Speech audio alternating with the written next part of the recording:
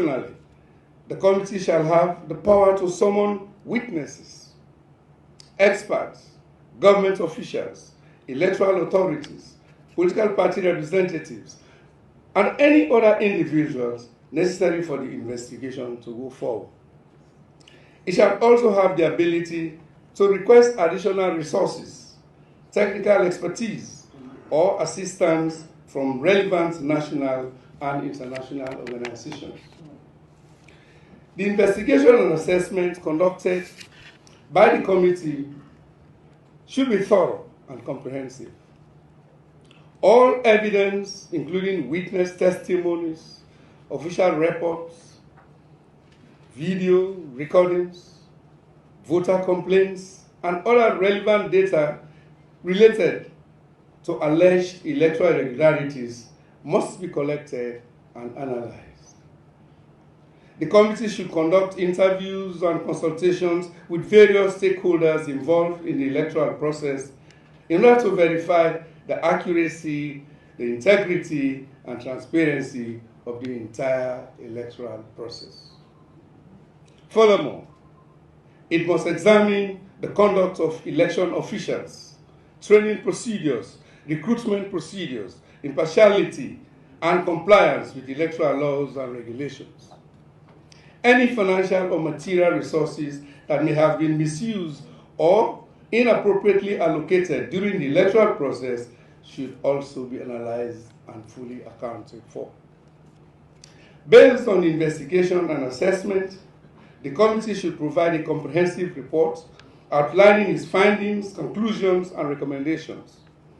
If evidence of electoral rigging is found, the report should clearly identify the methods used, the actions involved, and the impact on the fairness and integrity of the elections. Necessary actions and reforms should be recommended, including subsequent improvements or amendments to the electoral laws, processes, procedures, and regulations. The report should also highlight any actions that need to be taken against individuals or entities responsible for electoral irregularities, including possible legal consequences or dismissals. Transparency and accountability should be paramount throughout the process. All activities, proceedings, and documents related to the committee's work must be conducted transparently and made accessible to the public while respecting privacy and confidentiality constraints. Regular updates should be provided to the general public and relevant stakeholders as well regarding the process, findings, and emerging issues during the investigation. The ruling government and the opposition party should be given the opportunity to submit relevant information, evidence, or concerns to the committee, ensuring fair representation of their perspectives.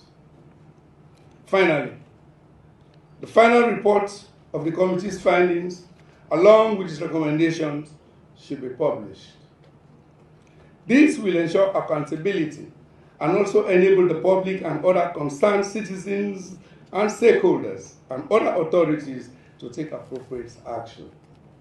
In conclusion, I would like to reiterate the importance of the tripartite committee and its role in addressing the political impasse and laying a solid foundation for the democratic future of our beloved nation. This is a monumental step in rebuilding Sierra Leone and restoring public confidence in our election processes. By adhering to the terms of reference, copies of our draft, which I will soon present, to be agreed by the co-chairs and members of the committee, we can work towards achieving a legacy of free, fair, peaceful, credible, and non-violent, transparent elections in the future. It is my hope that this committee will pave the way for a more inclusive, democratic society where the voices of all citizens are heard and respected.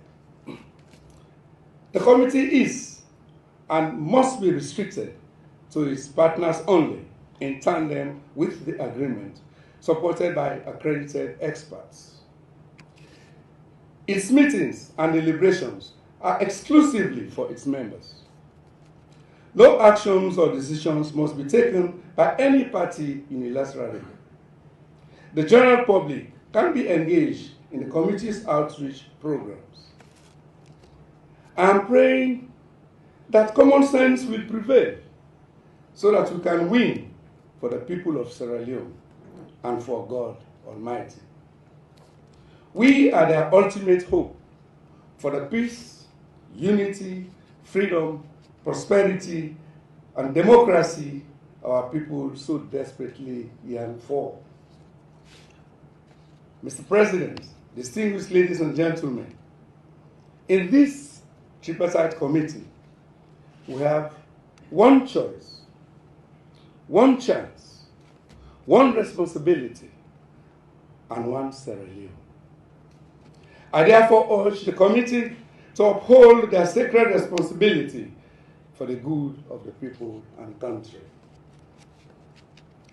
Permit me also, distinguished ladies and gentlemen, at this point in time, to crave your respect and indulgence for us to be upstanding and observe a moment of silence as we remember all those who by death have been victims of electoral violence. With respect.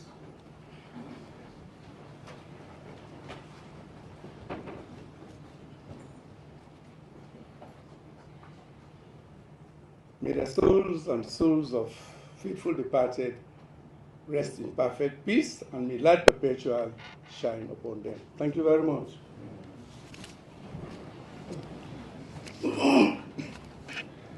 Full and urgent application of the agreement, in particular, Resolution 4, will also restore hope and confidence in our country. At this point, it is my singular honor, to now present a draft of a TOR to Dr. David Shenge for the government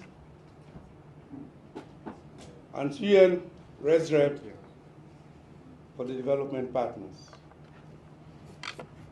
I thank you so much for listening. God bless Sierra Leone.